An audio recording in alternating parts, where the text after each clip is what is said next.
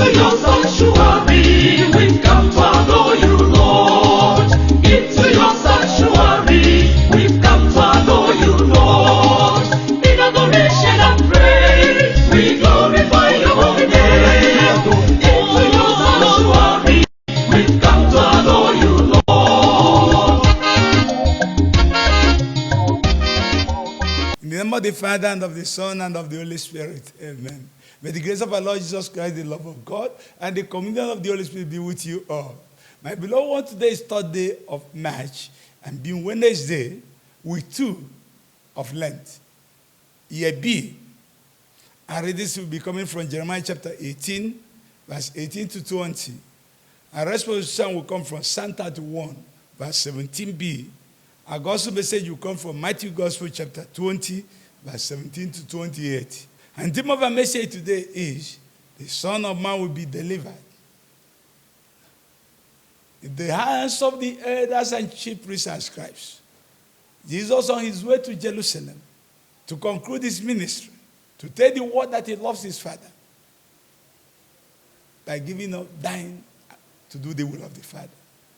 For the glory of the Father and for the good of his people. He was marching to Jerusalem. We are told that if any person here, there is only 3 that will hear that will kill him, will not run away. But if our own Lord Jesus Christ, he marched with confidence into Jerusalem to die. And he was telling the disciples, look, the Son of Man will be delivered into the hands. He said, the Son of Man will be delivered up to the chief priests, the scribes, and the Pharisees. And they will condemn him to death. And hand him over to the pagans, to the Gentiles, to mock him and kill him. But he will be raised on the 3rd day. I was telling the disciples this message. The 12 disciples of Christ, the apostles. They couldn't understand what he was talking about. That he's going to die. That he's going to be killed. And he's going there. They can't understand it. So as he was telling to the disciples about this, they were busy thinking about earthly things. Not understanding their mission on earth. They thought that here on the world to live in the world and live the joys of the world. And that's why the mother of John and James, the sons of Zebedee, came kneeling before Jesus and requested Jesus. And he said, what do you want? He said, do me a favor. Let one of my sons sit on your left, one on the right, when you come to your kingdom. And Jesus said, woman, you don't know what you're asking for. He asked the sons, will you drink the chalice I will drink? They said, we will. He said, that you will drink.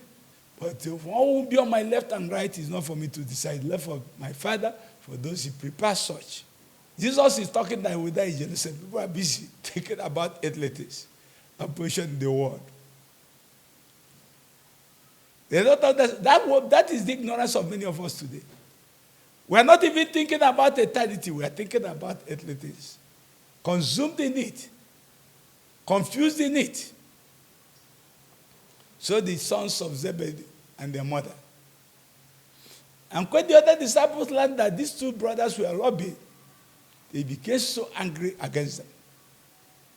And when Jesus called them, he said, look, called all the disciples and said, look, you know, among the Gentiles, their rulers lord it over them.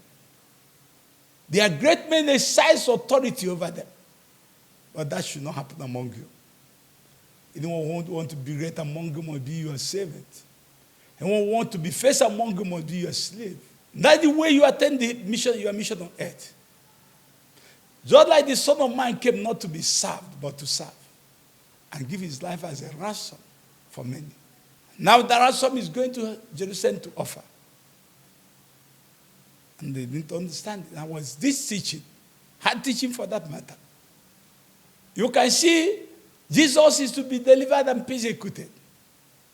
If they persecute me, they will persecute you. If they accept me, they will accept you. If you are serving Jesus and people persecuted Jesus are not persecuting you, it means you are in their camp. You can see Jeremiah is experiencing his own. They say, let us plot against Jeremiah. For the Lord shall not perish from the priests, nor counsel from the wise, nor the word from the prophets. Let us strike him with our tongues. Let us not heed his words. And Jeremiah began to cry, heed me, O Lord, listen to my plea. Is evil a recompense for good? You know how I stayed to pray for these people to take away your wrath from them.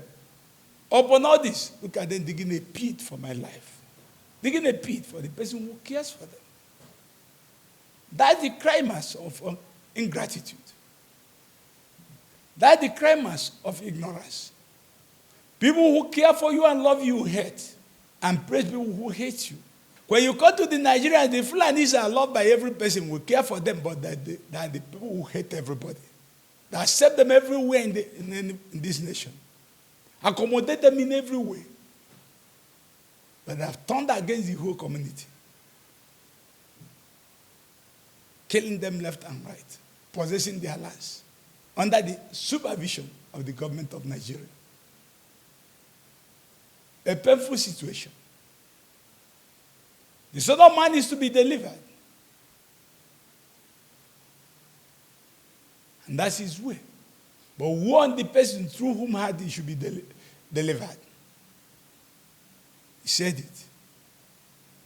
Warn the person through whom this will happen. He's already going to go his own way. But warn the person to whom is being used. So woe on those people who are being used to destroy our brothers and sisters. And now what the psalmist who understood this the way this say, save me, O Lord, in your merciful love. Save me from the hands of these evil ones, out of your merciful love. They're against me for nothing.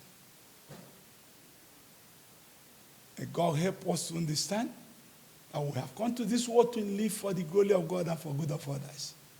And we accept our destiny from the hand of God and go our way joyfully. Though painful, but that's the mission. Understand why we are being persecuted? No, we have committed any crime. But because our life contradicts their own, and they don't want to repent.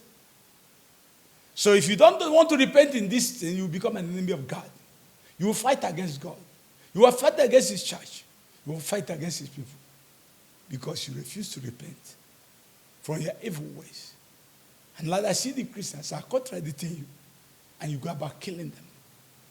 May God help us to understand the path of our Lord Jesus Christ. To be delivered. That we equally can be delivered. That Jeremiah was delivered. But God will save all of us from that. After all, he rose again on the third day. In face of all those things, we'll triumph over them all. May God help us to know this and live this through Christ our Lord. May the blessings of Almighty God be upon all of us as we understand we are to be delivered into the hand of people who don't know God. In the name of the Father, and of the Son, and of the Holy Spirit. Peace be with you all.